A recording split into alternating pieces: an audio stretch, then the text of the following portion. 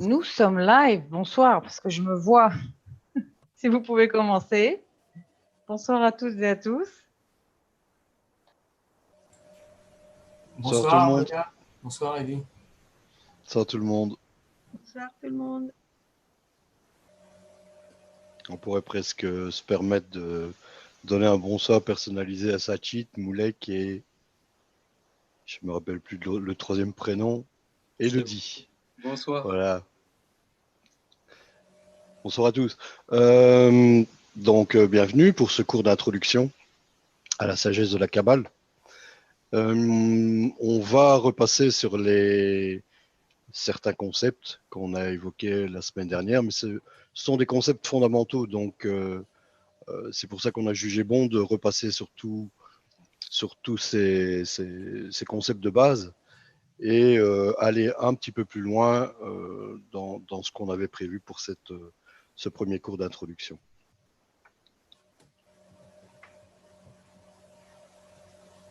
Jacques, tu veux rajouter quelque chose? On commence? Oui, on peut commencer. J'ajoute juste qu'on demande si vous avez des questions, donc c'est bien de poser des questions, s'il y a des choses qui ne sont pas claires. Ceux qui sont avec nous sur Zoom, donc vous pouvez poser des questions, on vous entend, et les autres qui ne sont pas là ou qui suivent pas sur Zoom, donc vous pouvez écrire les questions et Moga, elle nous les transmettra. Voilà.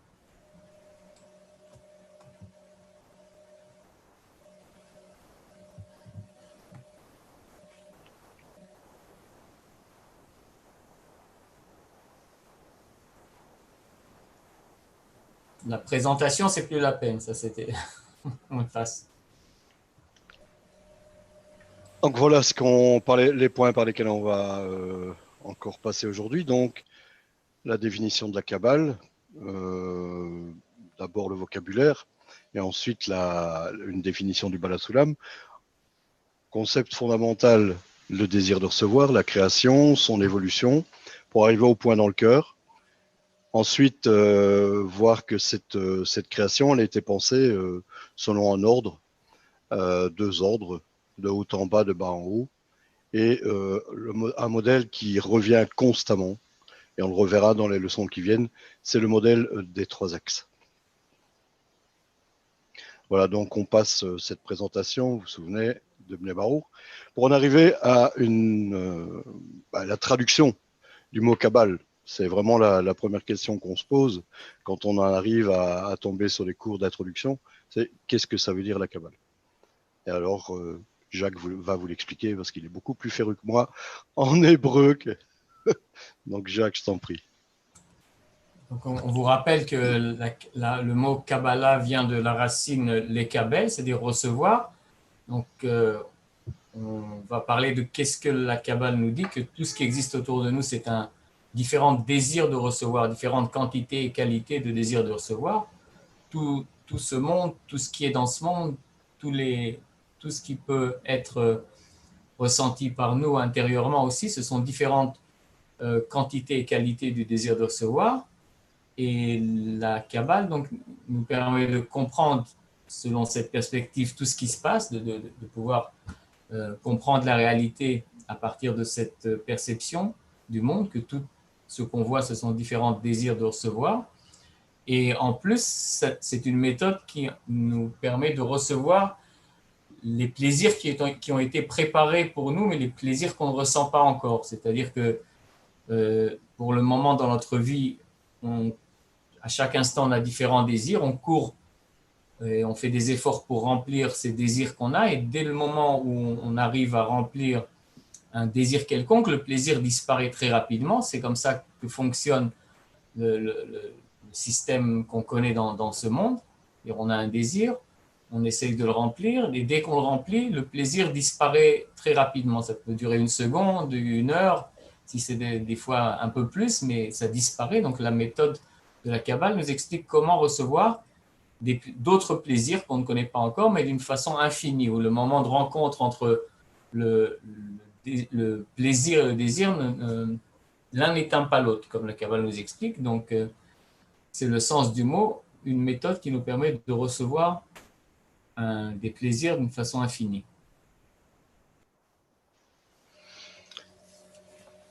À présent, je vous propose de passer par une définition du Bala Soulam, reconnu par ses pairs comme étant le plus grand kabbaliste du XXe siècle.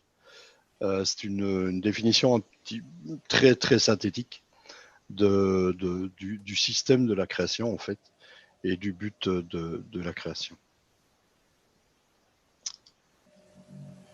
Et Bala Soulam nous dit que cette sagesse n'est ni plus ni moins qu'une séquence de racines qui découle d'un système de causes et de conséquences selon des règles fixes et déterminées, s'entrelaçant en un but unique et élevé, décrit comme étant la révélation de sa divinité à ses créatures en ce monde. Donc il y a énormément de choses dans cette définition. On voit que c'est un système qui parle d'un créateur et bien évidemment d'une créature. Il parle ici de racines, de branches. Donc on voit que c'est un système qui vient on prend comme principe que ce qui est élevé est tourné vers ce qu'on appelle le don et ce qui est bas est tourné vers plutôt la réception. C'est comme ça qu'on conçoit les choses dans le système. Donc c'est un système de causes et de conséquences. Donc on voit que quelque part dans ce système, il y a des causes qui ont des conséquences. On verra que ça se rattache à racines et branches. Ce sont des concepts qu'on reverra très souvent. Et le but, ici on parle du but, donc le but de cette création, c'est la révélation de sa divinité, donc le créateur, a créé une créature pour qu'elle le révèle. Et où? Dans ce monde. Donc ici, dans ce monde, quoi. Pas quelque part dans les cieux, dans une vie prochaine ou quelque chose comme ça. Mais ici et maintenant. Donc c'est vraiment quelque chose de très, très pratique. Pour ajouter quelques mots, on vit dans un monde actuellement où il y a des règles qui agissent dans ce monde. Donc on a découvert grâce à la science, aux différentes sciences de notre monde, des règles qui nous influencent et qu'on est obligé de respecter. Alors, ce sont des règles de la nature, donc on n'a pas le choix de les respecter ou non, ce sont des règles. Mais il y a d'autres règles qu'on ne connaît pas encore ou qu'on n'a pas encore découvert, nous, en tant qu'humanité. Les kabbalistes, donc, sont des personnes qui ont découvert les règles de la nature que nous, on ne connaît pas encore. Et ils nous expliquent que c'est vraiment un système comme Edith vient de l'expliquer. Et le fait de connaître ce système, de connaître des règles de la nature qu'on ne connaît pas encore, ça aussi, ça nous aide finalement à atteindre le but de la Kabbale, qui est, comme on a dit, recevoir du plaisir, c'est-à-dire que si on connaît les règles, on peut savoir aussi comment les utiliser peut-être pour notre propre intérêt ou éviter de ne pas les respecter et recevoir des coups. Donc, mais il n'y a pas ici de hasard, il n'y a pas de conséquences, d'imagination, de mystique ou ainsi de suite. C'est vraiment un système bien déterminé avec des règles, des formules presque je dirais, physiques, mathématiques. Et bien que pourquoi des fois on est un peu confus, c'est parce que la Kabbale, qui date depuis 5780 ans, utilise des mots qu'ensuite les religions ont donné un autre sens. Les religions ont apparu après la sagesse de la Kabbale et des fois, il y a des mots qu'on trouve dans les religions qui ressemblent extérieurement, c'est-à-dire les mots sont les mêmes que dans la Kabbale, mais le sens des mots est tout à fait différent. Et c'est pour ça que, disons, la première période, des fois ça dure même un temps assez long, on commence à changer le contenu des mots qu'on connaît. Donc quand on entend la divinité ou le créateur, comme il a dit, on a pour le moment quelque chose en nous, ça éveille une telle sensation ou une compréhension des choses. On verra au fur et à mesure que c'est tout à fait différent, bien que les mots qu'on utilise sont les mêmes mots.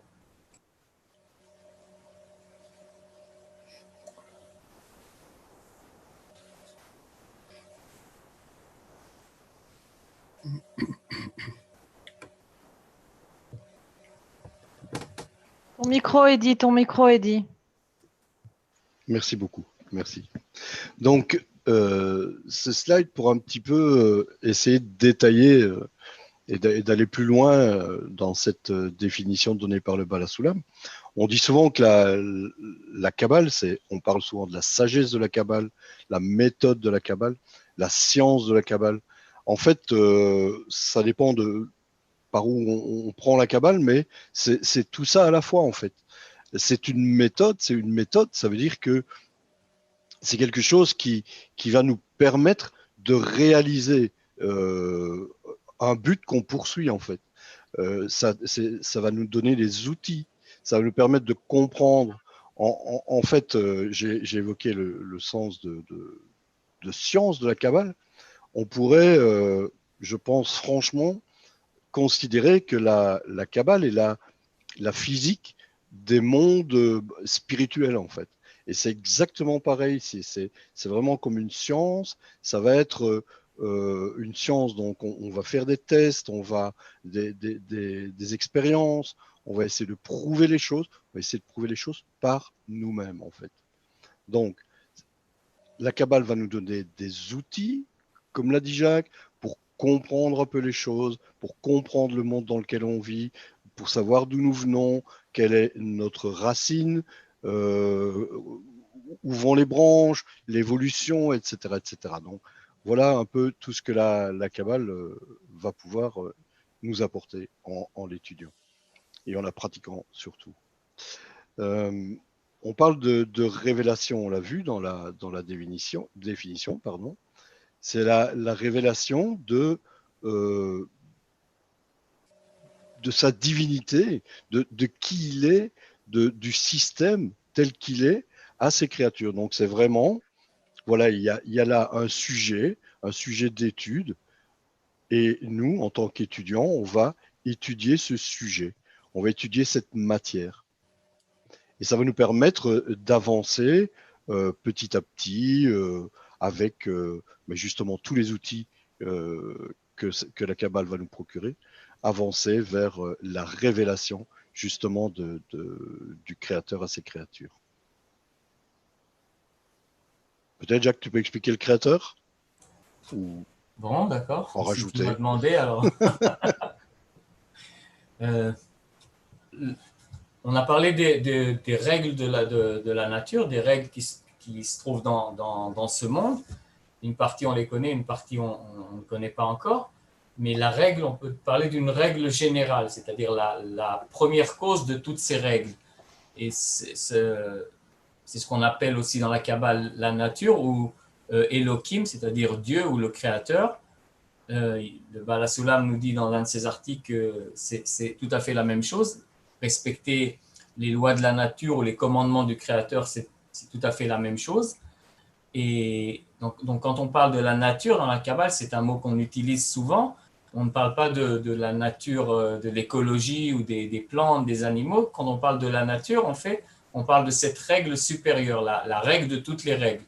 D'accord ? Il y a, comme dans ce monde, la science essaye de trouver une formule qui peut expliquer tout ce qui se passe dans ce monde, l'univers entier, et essayer de pouvoir, avec une seule formule, qui est vraiment la première qui permet de comprendre tout ce qui s'est passé à partir du Big Bang jusqu'à aujourd'hui. Et pour le moment, ça fait déjà un certain temps que la science de ce monde, la physique, ne peut pas aller plus proche du point de départ. Ils sont arrivés actuellement, je crois, à deux formules qu'ils n'arrivent pas à unir, mais ils n'arriveront pas d'ailleurs.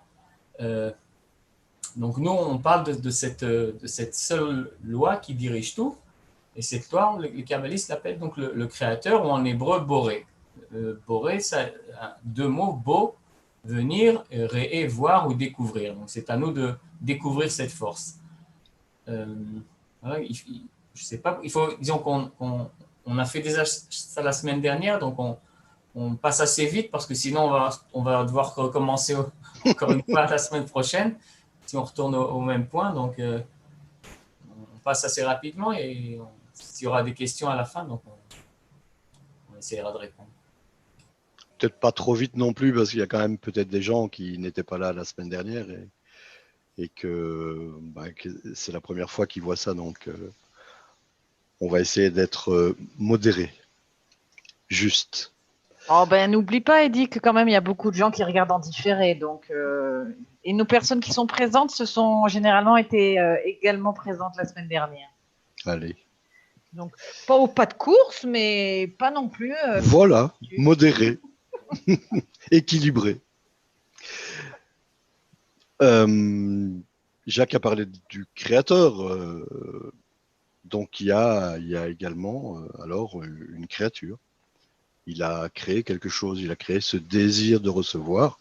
C'est, dit-on souvent, la seule chose qui a été créée. C'est le désir de recevoir, d'où la fameuse définition de Kabbalah. La Kabbale, en fait, c'est un message universel qui, c'est comme la physique, je le rappelle. C'est universel, c'est la nature, c'est l'étude de la nature qu'on ne voit pas, la nature des mondes spirituels. Donc, ça s'adresse à tout le monde, mais vraiment tout le monde sur cette terre et dans ce monde. C'est-à-dire, peu importe la race, la religion, le sexe, tout, c'est vraiment... Il n'y a pas une personne que la Kabbale ne concerne pas, en fait. Et pour terminer, en revenant à la définition du Bala Sulam, révélation du créateur à ses créatures dans ce monde, c'est là, c'est maintenant. Et comme je l'ai dit, c'est pas dans un monde futur, c'est pas après, c'est là, maintenant. Comme le physicien dans son laboratoire, c'est là qu'il va découvrir la nature. Il va découvrir. Vous allez vraiment découvrir par l'étude de la Kabbale, découvrir votre nature, découvrir la nature en général, découvrir la force générale de la nature, qui est en fait le créateur.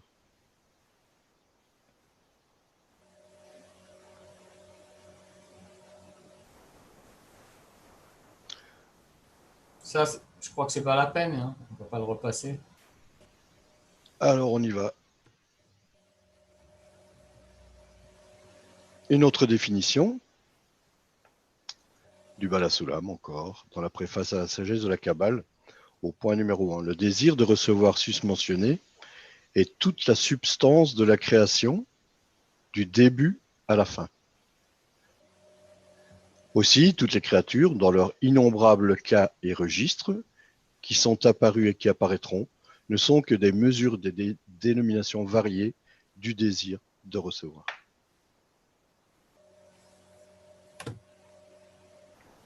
Jacques, moi. Je crois qu'on en a déjà parlé au début. Donc, ouais. On peut avancer s'il n'y a pas de questions. En fait, on a ce désir de recevoir, la seule chose qui a été créée, le désir de recevoir, mais on dit oui, mais j'ai plein de désirs, etc. Tiens, j'ai le désir de faire ceci, j'ai le désir. En fait, c'est toujours ce désir de recevoir, mais qui s'exprime d'une façon différente. Et ça va évoluer. C'est pour ça que le Bala Sulam parle ici de innombrables cas et registres. Donc, en résumé, c'est toujours le désir de recevoir qui opère derrière les désirs de chacun, derrière les désirs qu'on peut ressentir. Et ce qui n'est pas étonnant, parce que on voit le créateur qui est cette force générale également, on va toujours le percevoir par ce désir de recevoir. C'est le désir de recevoir qui va découvrir le créateur, et en fonction de comment il s'exprime ce désir de recevoir, il va percevoir le créateur en fonction de ce qu'il est à ce moment-là, quoi. Donc il y aura toujours une équivalence.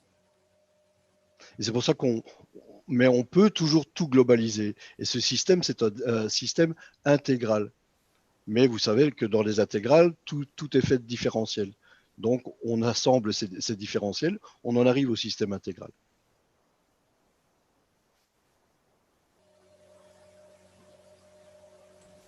Donc là, on voit un exemple, selon la Kabbale, de l'évolution des désirs, la création de cet univers comme on le connaît dans ce monde sans avoir besoin d'étudier la Kabbale, mais la Kabbale nous l'explique en fait d'une façon différente. Elle nous explique le même processus qu'on connaît, la théorie de Darwin ou ainsi de suite, mais elle nous explique en fait que ce qu'on voit dans ce monde, ce qui se développe, ce n'est pas que la matière elle-même qui se développe, mais c'est le désir de recevoir qui se développe.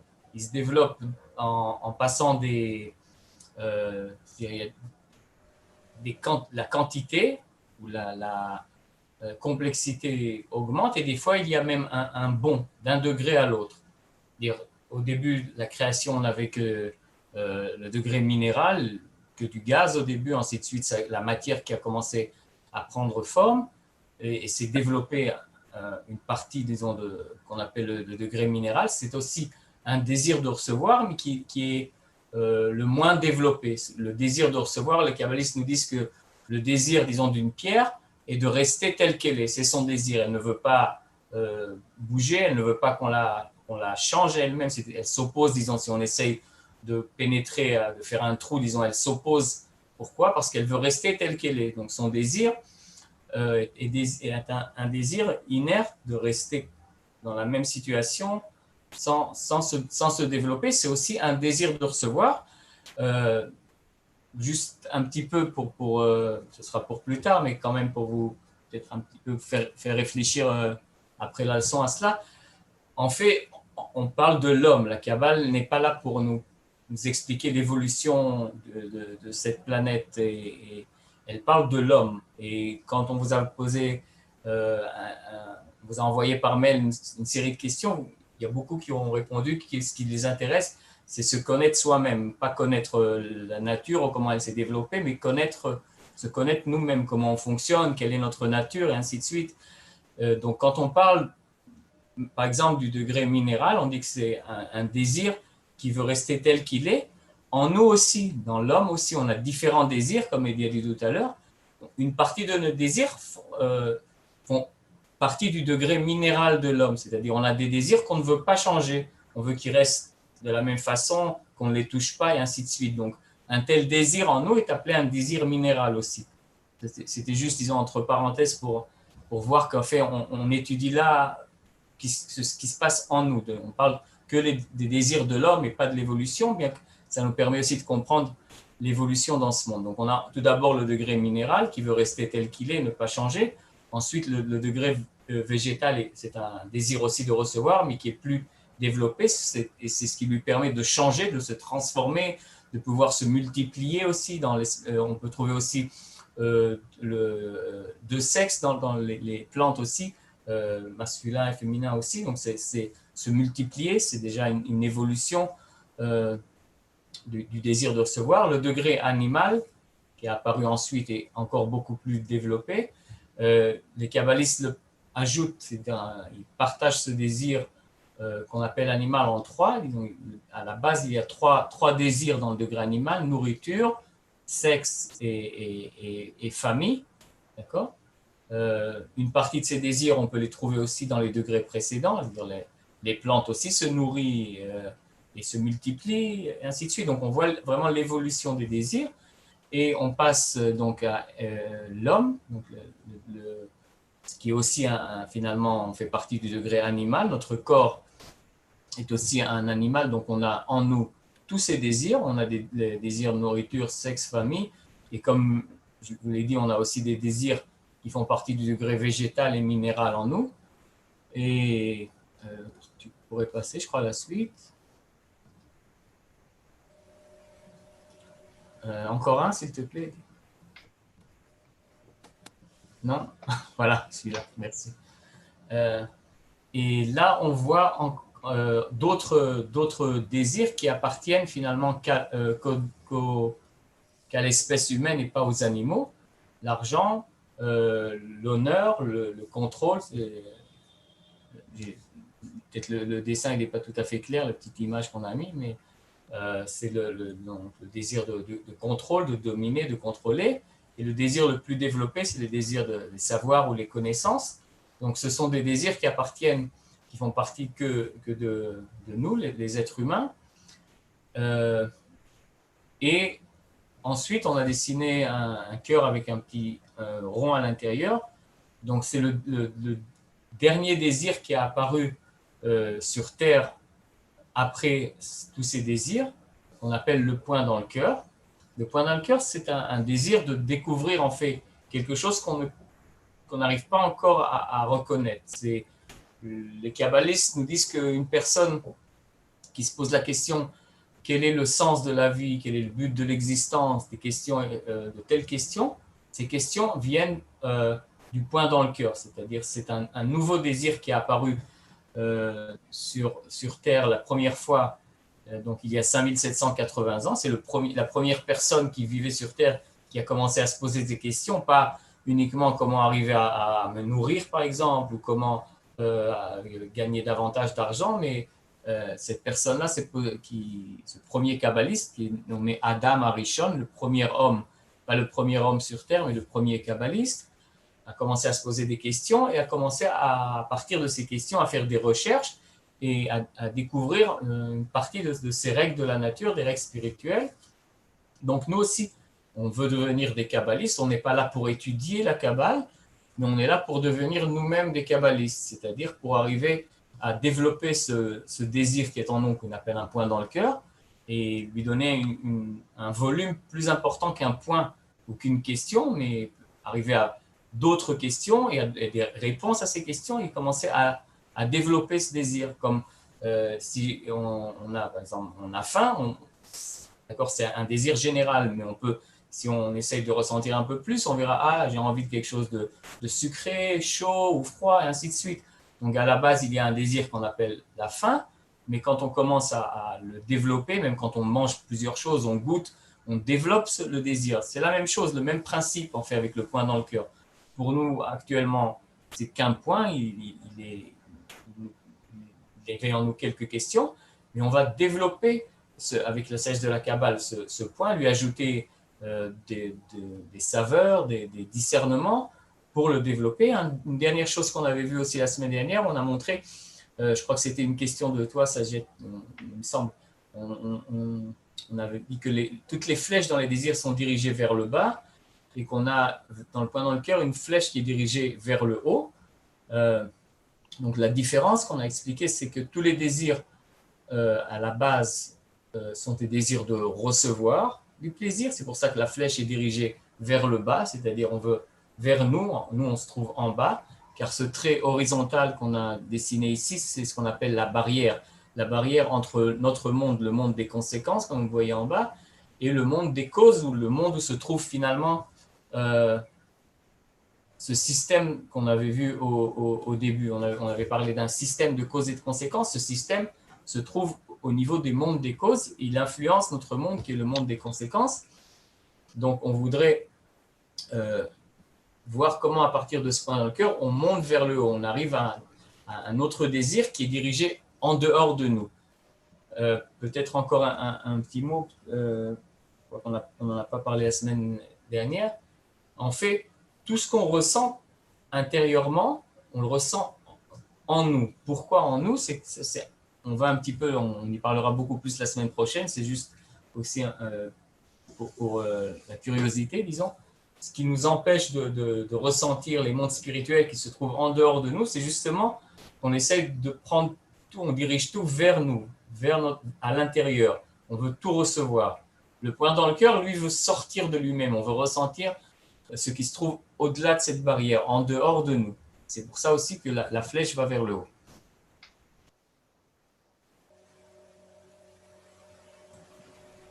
Voilà, je crois qu'on était arrivé jusqu'à là la semaine dernière, c'est ça? Donc voilà un texte du Bala Sulam, justement pour étayer ce que tu disais.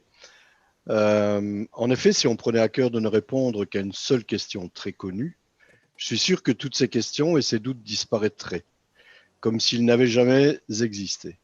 Ainsi, la question pressante que tous les hommes se posent est « Quel est le sens de notre vie ?» En d'autres termes, ces nombreuses années de notre vie qui nous coûtent si cher, à savoir les nombreuses douleurs et les nombreux tourments que nous souffrons à cause d'elles, et allons jusqu'au bout et demandons qui en profite pour être encore plus précis, à qui est-ce que je fais plaisir. Voilà, donc Jacques, la semaine dernière, nous a fait une petite équation entre l'investissement qu'on faisait dans cette vie et le plaisir qu'on en retirait. Et finalement, c'était tout à fait, le rapport était tout à fait défavorable pour le plaisir qu'on ressent dans cette vie. Et bon, il y a des personnes plus ou moins fortunées, mais je veux dire qui ont de la chance à tout point de vue, mais il est évident que c'est pas toujours rose. Et la Kabbale nous, justement, nous, et Jacques en parlait au début, elle va nous permettre d'aller vers un plaisir qui va pouvoir durer, quoi. Puisqu'on voit que le plaisir s'éteint au fur et à mesure où le désir est rempli, se remplit. Pensez à l'appétit, pensez quand vous mangez, et à la fin, le désir et le plaisir disparaît. En tous les cas, le plaisir disparaît. On passe peut-être aux questions-réponses.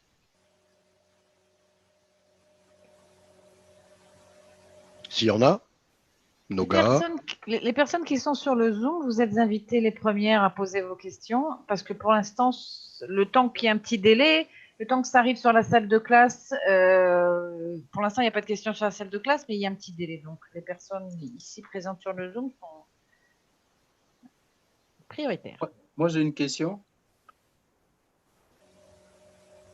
J'aimerais savoir quelle est la différence entre le désir, le point dans le cœur et la dizaine, en fait. Quel est le service, en fait? Quel est le rapport, en fait, si vous pouvez expliquer un peu entre la dizaine, lorsqu'on se retrouve en groupe pour travailler, et le point dans le cœur, et ce désir-là. Merci.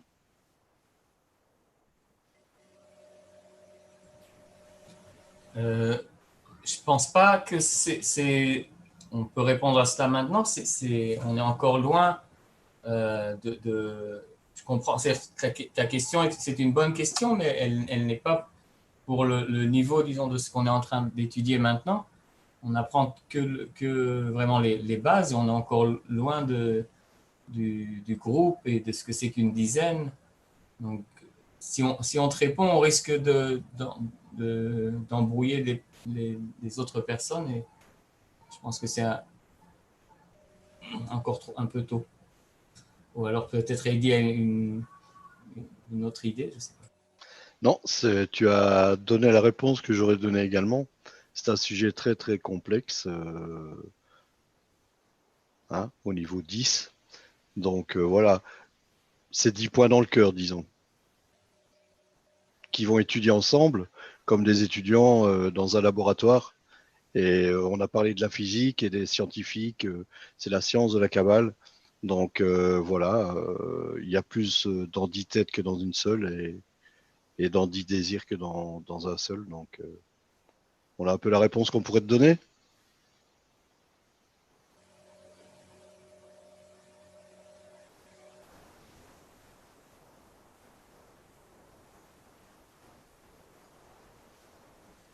Moi, j'ai une question, si je peux, pardon. On parle du Créateur comme d'un système de force, mais on prie aussi, c'est-à-dire on adresse une prière, on lui parle quelque part, entre guillemets. Où on trouve la bonne, enfin, c'est naturellement, j'ai aucune idée de ce que c'est le Créateur en fait, mais vous pouvez m'aider à sortir de cette sensation vague. Pas ici, pas vraiment ici.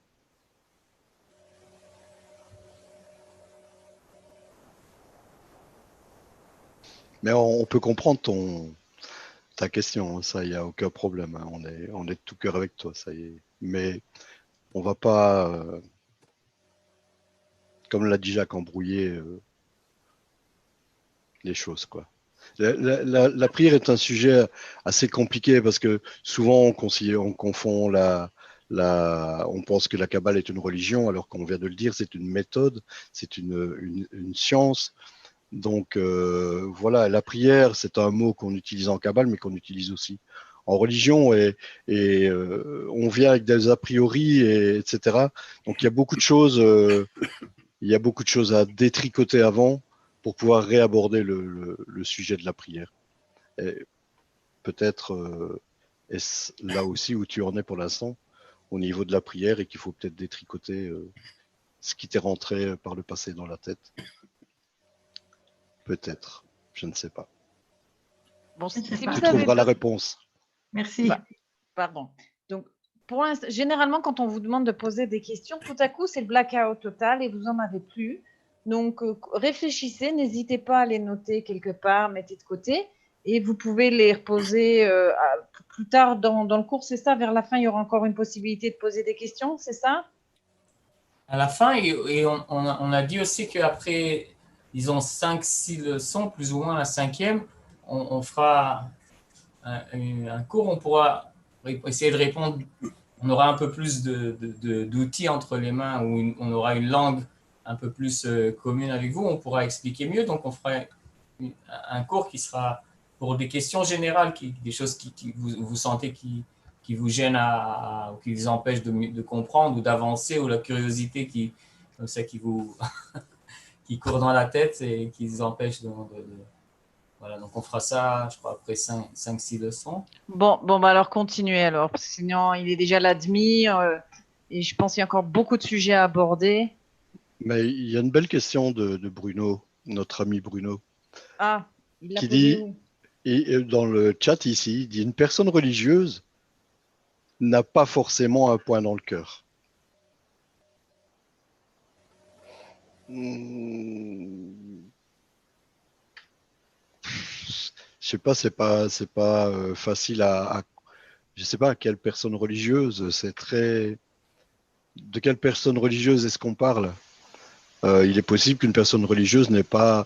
Tout le monde a le point dans le cœur, et bien évidemment, puisque ça fait partie de l'évolution.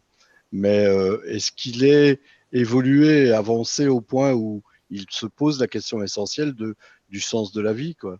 Voilà, il se peut très bien que quelqu'un soit tout bêtement religieux parce que, je sais pas, ses parents l'ont forcé, l'ont amené là-bas et que finalement c'est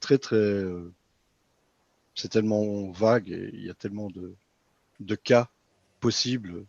C'est pas vraiment facile de répondre à cette question.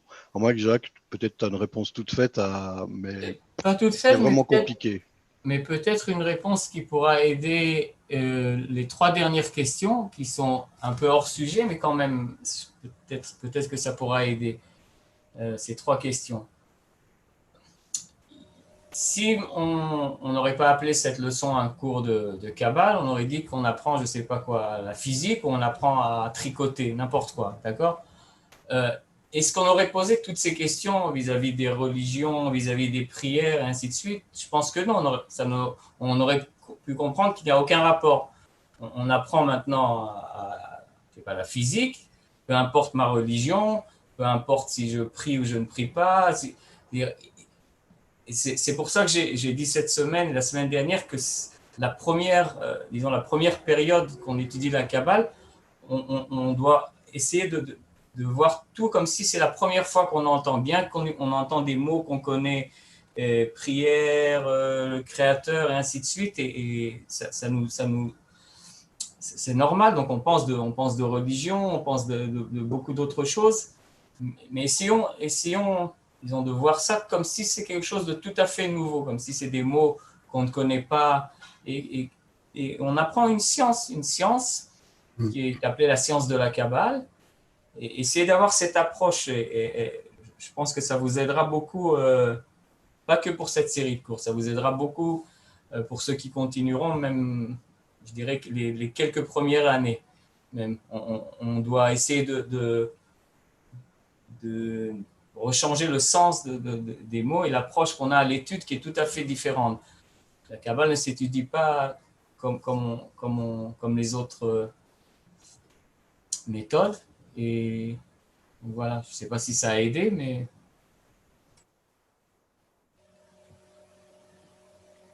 Non, non, oui, je pense que c'est très bien. Et puis, juste pour que je précise, quand nous disons une personne religieuse, ça veut dire une personne pratiquante, ok? Je pense que tout le monde est à sa manière pratiquant à différents degrés. Donc, peu importe, Eddie ou Jacques vous l'ont déjà répété, ça ne vous empêche en rien d'étudier la Kabbale. Ne croyez pas que il n'y a pas de contrainte dans la Kabbale. Continuez, étudiez. C'est vrai qu'au début, il y a beaucoup de notions qui nous perturbent. On dit oh non, oui, non, non, je suis pas d'accord.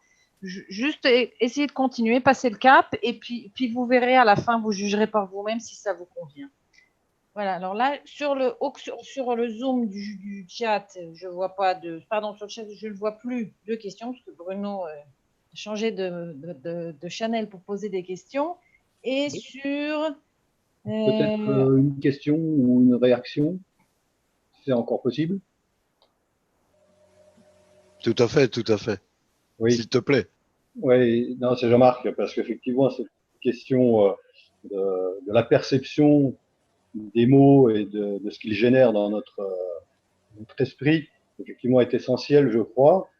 Et c'est sûr que dès qu'on parle du créateur, le premier réflexe, c'est un réflexe d'anthropomorphisme et puis de caler quelque chose en face de nous qui réagirait comme nous.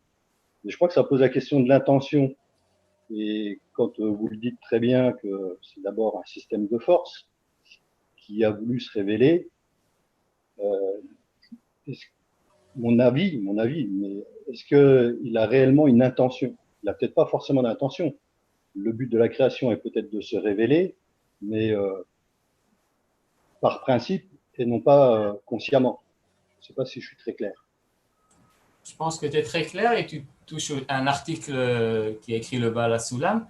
Il ne définit pas ça comme une intention, mais comme un but. Tu demandes, si j'ai bien compris, est-ce que la nature a un but ou c'est un système, disons, de hasard qui prend différentes formes et se stabilise, disons, l'évolution.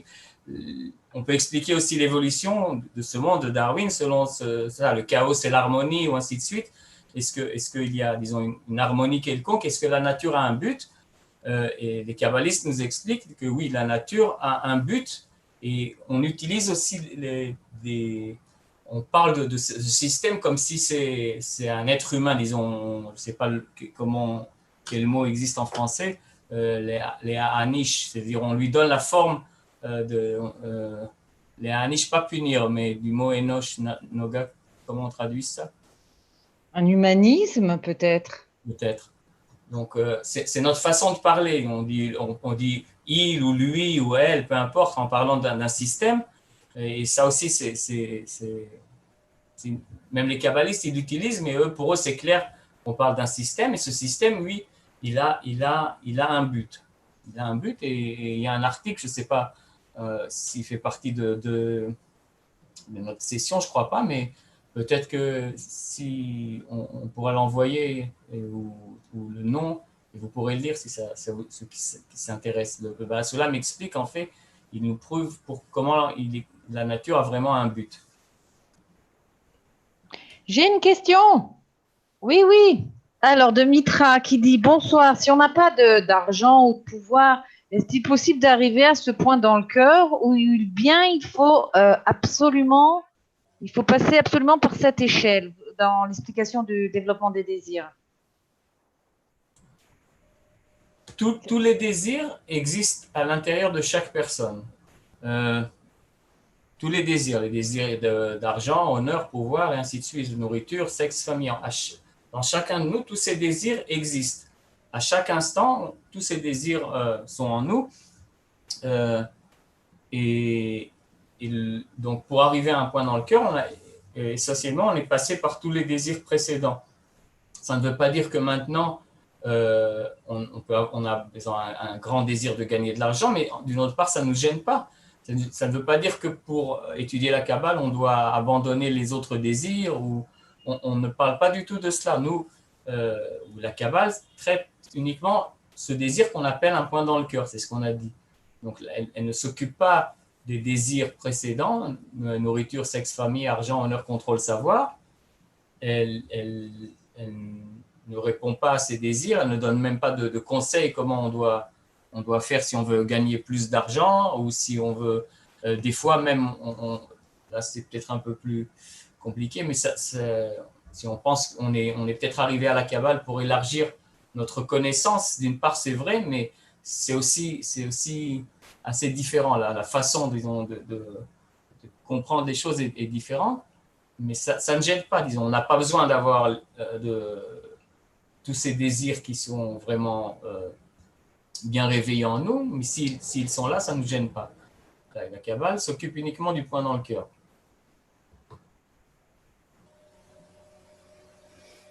C'est tout, j'ai plus de questions. Vous pouvez, enfin, sauf s'il y a des personnes en ligne sur le Zoom qui ont des questions en rapport avec le sujet, si possible.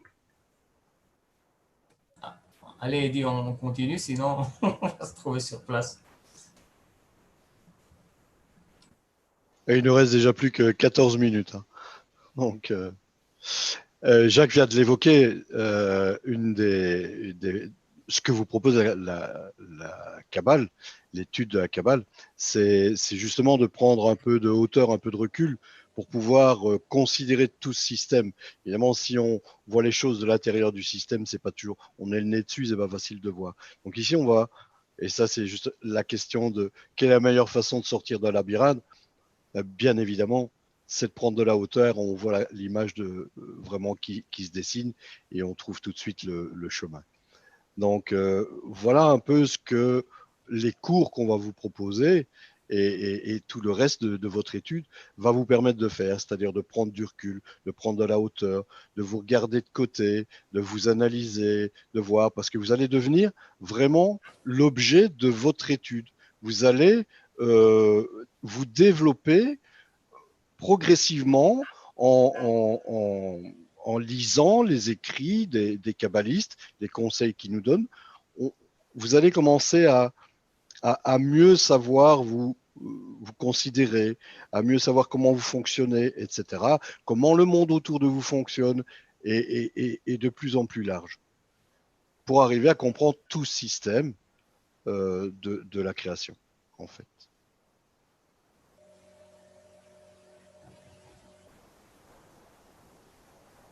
Donc, comme Eddie a dit, on veut être plus haut, disons, de notre désir, sortir, tourner disons, de la flèche qui est dirigée vers le bas, on veut la diriger vers le haut.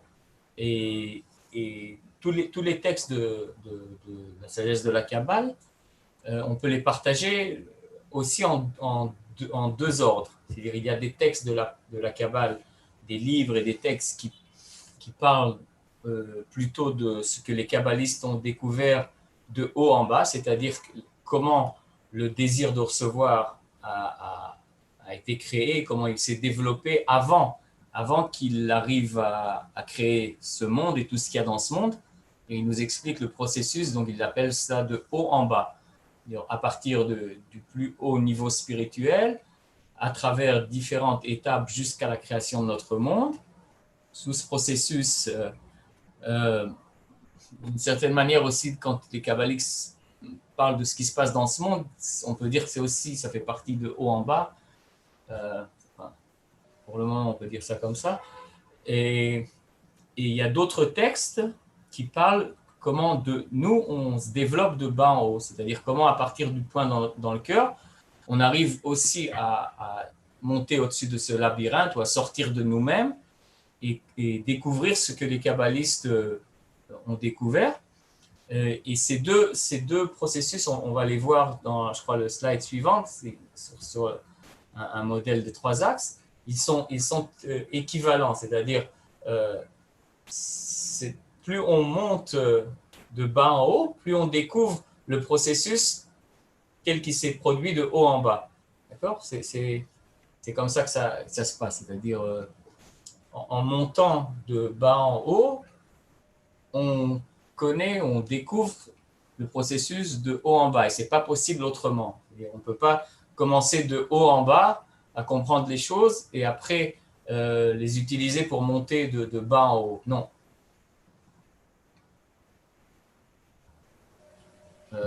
Tu vois, on peut lire le texte ou on peut passer à la suite. Je vais lire très très rapidement. Donc, 2 ordres de haut en bas et de bas en haut. On divise généralement cette sagesse en deux ordres. Jacques vient de l'évoquer. Deux ordres identiques et parallèles, tels deux gouttes d'eau. Vraiment, le trajet est le même, mais dans le sens inverse, quoi. La seule différence, c'est que le premier ordre s'étend de haut en bas jusqu'à ce monde, et que le second ordre commence et monte de bas en haut, précisément selon les mêmes chemins inscrits dans leurs racines. Vous vous souvenez la première définition des causes et conséquences? Donc, les mêmes chemins inscrits dans leurs racines lorsqu'ils commencèrent leur descente de haut en bas.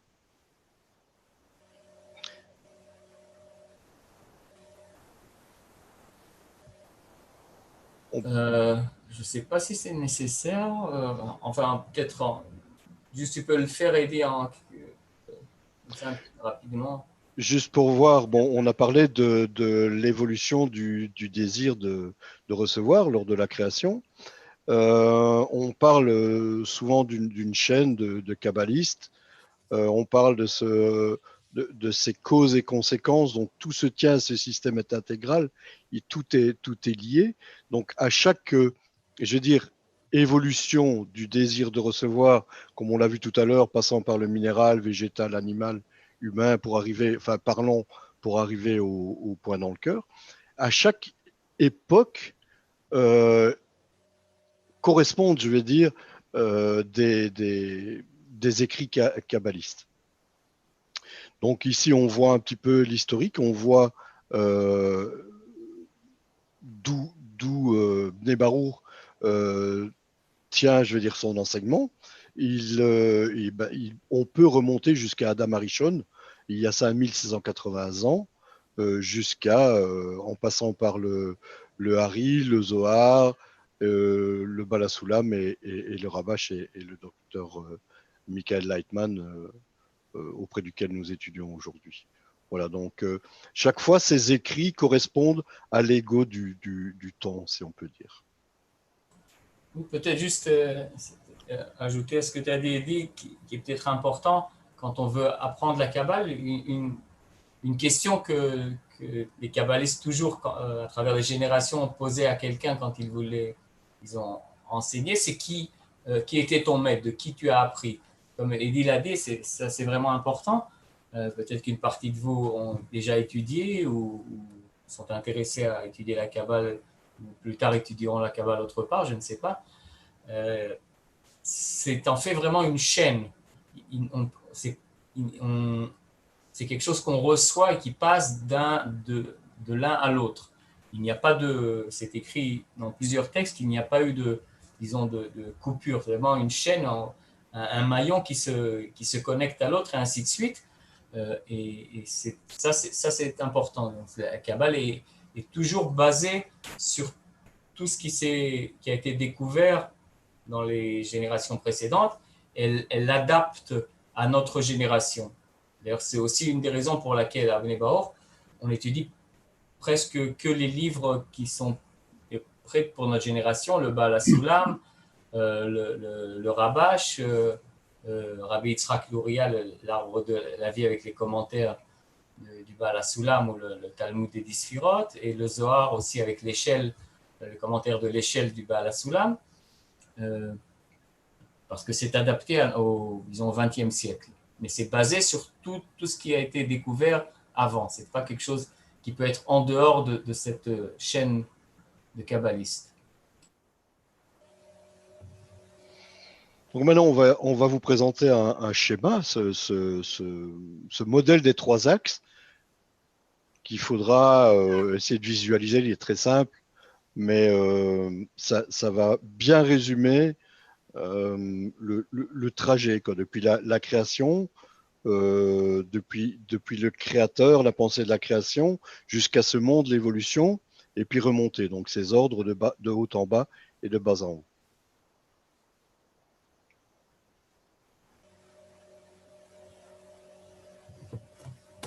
Tu commandes?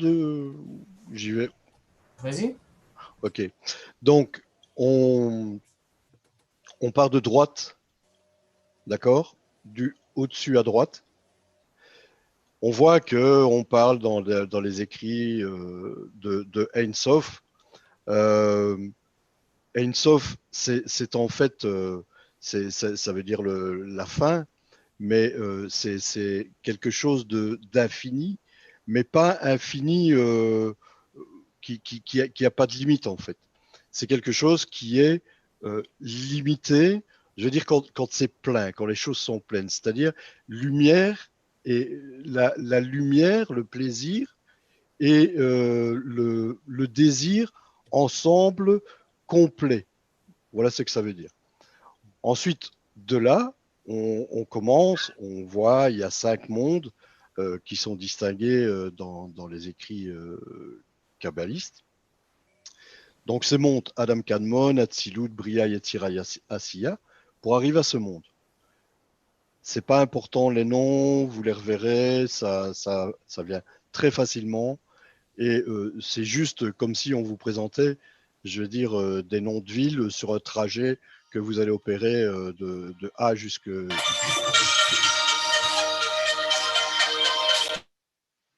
C'est pas encore maintenant la musique, hein, Jacques. Donc c'est juste comme des noms de villes. C'est pas, il faut pas se mettre martel en tête pour retenir ces noms. Tout ce qu'il faut regarder ici, c'est au-dessus à droite, vous avez la création du désir de recevoir qui descend. Ces mondes, le monde, le mot monde, olam, ça vient du mot alama, du mot dissimulation en fait. Et chaque fois, ces mondes, c'est comme un filtre par rapport à la lumière qui émane de Ein Sof pour arriver dans ce monde, jusqu'à ce monde où il y aura plus, ou pratiquement plus de lumière,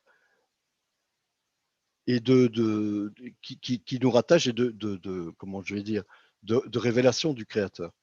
Donc le Créateur nous est de plus en plus dissimulé dans cet ordre du haut vers le bas. On a toute cette évolution, Jacques l'a évoqué, on est passé par le minéral, le végétal, l'animal et l'humain.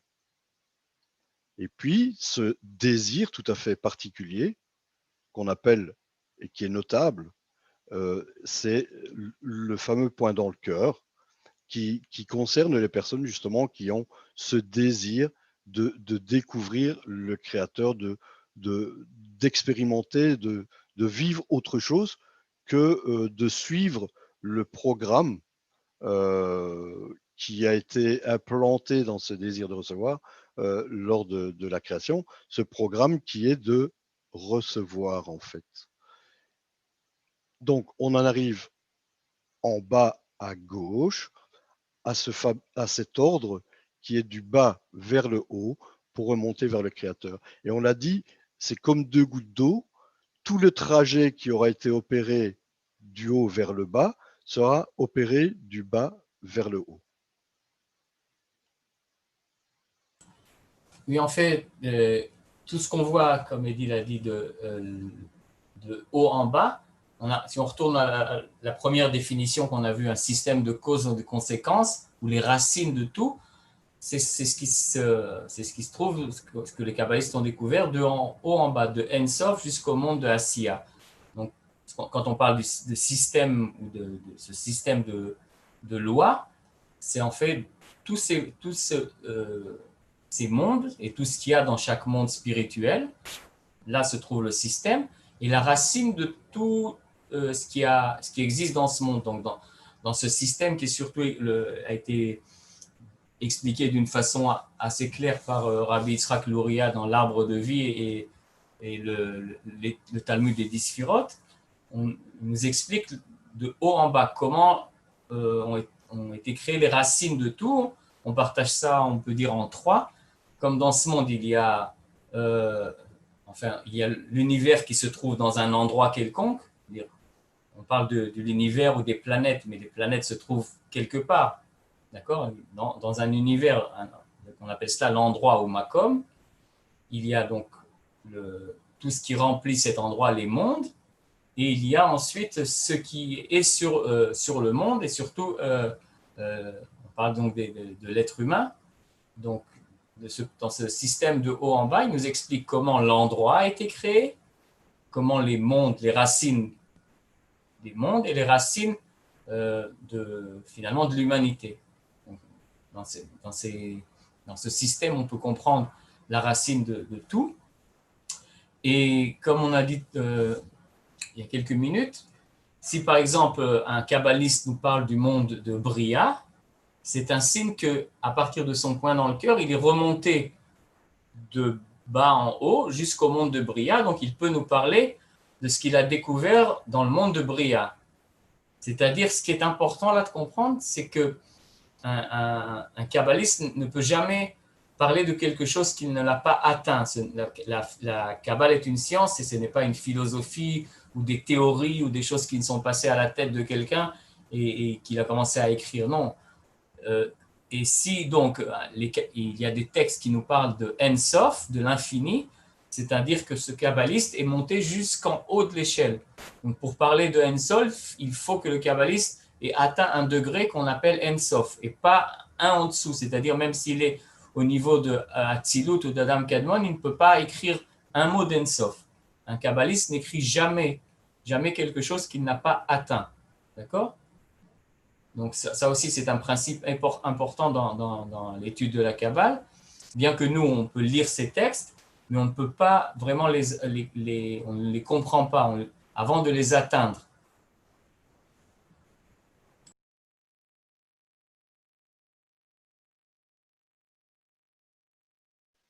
Et voilà, on en arrive à la fin et toute une terminologie sur laquelle on peut peut-être repasser, qui sont vraiment les concepts fondamentaux qu'on voulait aborder avec vous ce soir. Donc, créateur, donc le désir de donner, absolu, 100%, c'est 100% de don. La créature, c'est le désir de recevoir, donc 100% réception. Donc, on voit carrément deux opposés, quoi, qui étaient unis là dans Ein Sof, donc ce désir de recevoir, ce désir de donner ensemble.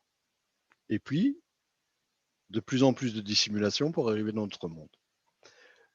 Don sans réserve, dérivé du mot abondance, l'action du créateur sur les créatures. Bon. La flèche, on voit les flèches vers le bas. En fait, cette flèche, elle émane de où? Elle émane du créateur. Vers où? Vers le bas, vers la créature, du don vers la réception. Cause, conséquence, racine et branche. Donc voilà différentes manières de constater, d'expérimenter le système de la création tel qu'il est. Le monde, donc, on l'a évoqué, des degrés de dissimulation, donc de moins en moins de lumière pour arriver jusqu'à notre monde où il n'y a plus de lumière. Voilà, dérivé du mot Elem, dissimulé. Et le point dans le cœur, c'est un élément vraiment très très important qui est, je vais dire, le degré de développement de ce désir de recevoir et qui vous a amené à désirer suivre les cours tels qu'aujourd'hui. Voilà, en savoir plus, connaître plus qui vous êtes et le monde qui vous entoure et même bien au-delà. Peut-être un concept à rajouter ici, Jacques, peut-être? Je crois qu'ensuite, on a Cléor là. Oui, tout à fait. Allez. Donc là, on voit un schéma, on expliquera dans un des cours plus tard la création du désir, mais ce qui est important pour nous, c'est commencer à apprendre des nouveaux mots qui viennent de l'hébreu en fait. Le Rav nous explique, et on sait bien, disons, que dans chaque science, il y a des mots qui viennent d'une certaine langue, comme dans la musique, c'est en principe l'italien, dans la médecine, le latin, et ainsi de suite. Donc, quand on étudie la Kabbale, il y a quelques mots qu'on utilisera en hébreu. Déjà, c'est bien parce que, comme on a dit tout à l'heure, on s'embrouillera moins. Si on dit or et on ne dit pas lumière, disons, quand on entend lumière aussi, on a peut-être différentes idées déjà. Mais si on apprend que le mot or, qui signifie, disons, le plaisir ou la lumière, ou le créateur ou le désir de donner. Donc, on parlera de façon générale de or. Et quand on parle d'un CLI, CLI c'est-à-dire un récipient, on parle finalement du désir de recevoir. Et avec ces deux mots, en fait, CLI et or, comme 0 et 1 dans les codes binaires, quand on veut disons, programmer à la base un ordinateur, ainsi de suite, tout est basé sur 0 et 1. On peut dire que CLI et or, c'est le 0 et 1 de la Kabbale, et ça nous permet d'expliquer tout. C'est-à-dire quand on commencera un peu plus à comprendre, disons, à ressentir, vaut mieux dire ressentir ces deux formes en nous, qu'est-ce que c'est que or et qu'est-ce que c'est que CLI, on verra qu'avec les deux, finalement, on peut, les kabbalistes d'ailleurs, c'est ce qu'ils font, ils nous expliquent tout le processus de haut en bas, de bas en haut, uniquement avec ces deux éléments et comment ils se sont développés. Par exemple, Elie l'a fait tout à l'heure, il nous a dit qu'est-ce que c'est que En Sof, l'infini. En Sof, c'est quand on a un CLI qui a or à l'intérieur. C'est-à-dire si j'ai un désir, un CLI qui est rempli jusqu'au bout de or, cette situation est appelée l'infini, c'est-à-dire il n'y a pas de fin. Je ne veux pas dire que je suis rempli jusqu'à là et la fin se trouve là, et il y a une partie qui n'est pas remplie. D'accord ? Je suis rempli à 100%, donc il n'y a pas de fin. Cette situation est appelée l'infini. Donc le degré le plus haut de l'échelle, c'est quand j'arrive à un très grand CLI avec toute la lumière qu'il remplit. C'est un exemple de comment on fait avec ces deux concepts CLI et or. On peut expliquer d'autres mots, d'autres principes, d'autres règles, que tout est basé sur ces deux forces qui existent, le créateur et la créature. Oui, même à titre, je me rappelle quand j'ai commencé à étudier à Kabbale, je pense peut-être déjà sur les clips traduits sur notre chaîne, ça existe. Le Rav Lightman dit toujours, ah, c'est très simple, il n'y a que le or, la lumière et le cli, le récipient, c'est tout. Je pense, tu vois, ça te fait sourire, Jacques, parce qu'il nous le dit et nous, on est là un peu parfois, qu'est-ce qu'il dit? Et c'est vrai, c'est des nouveaux concepts à apprendre, à se dire, parce que la théorie est très facile, enfin facile, c'est assez simple. La pratique est un petit peu plus compliquée. On a du mal à intégrer toutes ces choses. Est-ce que vous voulez rajouter encore quelque chose par rapport à or et cli? Moi, j'ai pas de questions sur le Zoom ni sur la salle de classe. Juste le plus et le moins sur une batterie dans un circuit électrique. Et on revient souvent à l'électricité. On a parlé de la physique. Donc, et cette électricité, elle est là, on la connaît, mais on la connaît que par ses effets. Et c'est exactement pareil, quoi. On va donner des lumières à cet or en fonction de comment on la ressent, en fait. Voilà un autre exemple. Une question, c'est un CLI en fait. Et la réponse, c'est or. C'est aussi une façon de voir les choses, d'expliquer. Quand j'ai une question, j'ai un manque, un désir quelconque. Quand je reçois une réponse, c'est une lumière qui remplit ce désir. D'accord ? On peut penser qu'une question, c'est quelque chose que je pose, des mots, mais en fait, c'est un désir que j'exprime de cette façon, un manque qui est en moi et qui prend la forme d'une question. Et quand je reçois une réponse, finalement, ce n'est pas les mots qu'on vous donne, mais c'est une lumière qui remplit ce manque. Donc, c'est ça aussi. Et à cette heure-ci, ben, c'est plutôt, je ne sais pas moi, faim et une pizza. Voilà. Oh, comment tu es, dis. C'est très simple, le Rav le dit, c'est très simple. C'est vrai, c'est très simple, oui. C'est le cas de le dire. Bon, je vous allez recevoir, donc ceux qui sont en direct, tant mieux qui étaient avec nous, on vous remercie. On vous remercie pour vos questions aussi. En différé, ceux qui je vous enverrai de toute façon à tous, hein, c'est pas aux personnes inscrites, vous recevrez le fichier sous peu, ce soir déjà. Voilà, l'adresse, c'est notre adresse. Si vous avez des questions, des problèmes, des choses comme ça, n'hésitez pas.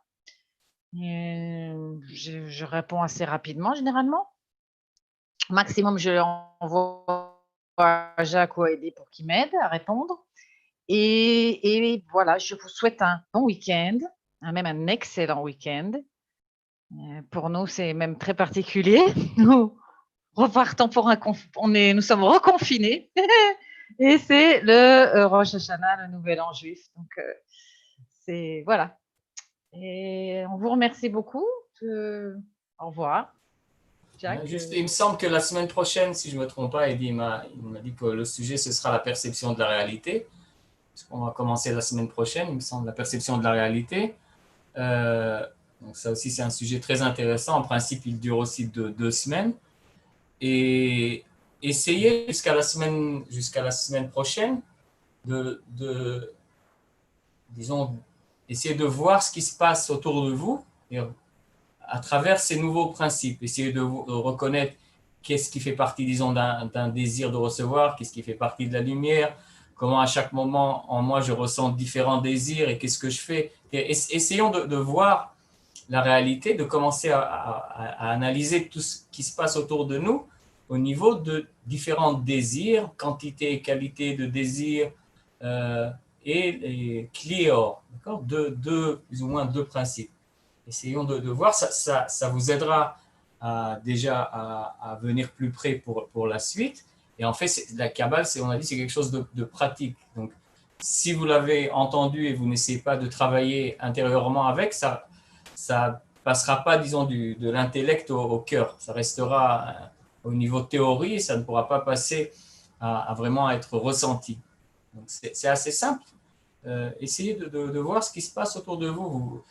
Une personne qui vous parle, c'est aussi essayer de reconnaître dans cette personne qu'est-ce qui le motive, quels sont les manques de cette personne, pourquoi elle se comporte de cette façon, moi-même, pourquoi je réagis. Essayez de faire ça vous amènera plus près à la semaine prochaine. Vous pouvez même prendre des notes. Le Rav Leitman conseille toujours d'écrire. Évidemment, si vous avez le temps, on ne va pas vous imposer des devoirs à la maison. Je pense que c'est important de voir votre évolution au cours du processus. Et en même temps, c'est pareil, vous allez aussi vous poser des questions, vous pouvez aussi les écrire, vos questions, vous allez peut-être trouver par vous-même la réponse. Et donc, nous vous invitons, on vous retrouve, on espère vous retrouver avec plaisir la semaine prochaine. Et puis, on vous dit bonne soirée. Alors, apparemment, Eddie a faim, donc on va le libérer rapidement. Merci, bonne soirée. Bonne soirée, merci. Merci à tous. Bonne soirée. Au revoir, merci beaucoup. Au revoir. Merci à vous tous, bonne soirée. C'est super.